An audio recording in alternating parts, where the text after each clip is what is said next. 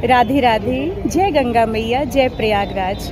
मैं राधे प्रिया आ रही हूँ तीर्थराज प्रयाग से गोंदर गौशाला करनाल हरियाणा में। दिनांक याद रखें, 22 जनवरी को सुबह 9 बजे विशाल शोभा यात्रा निकलेगी।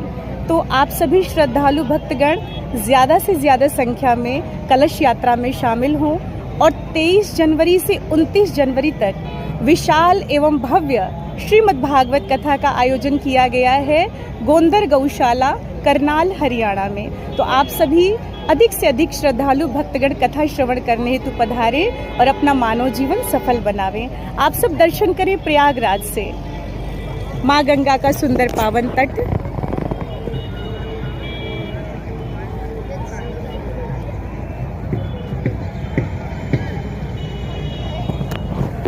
एक बार सभी जयकारा लगाएं, जय गंगा मैया।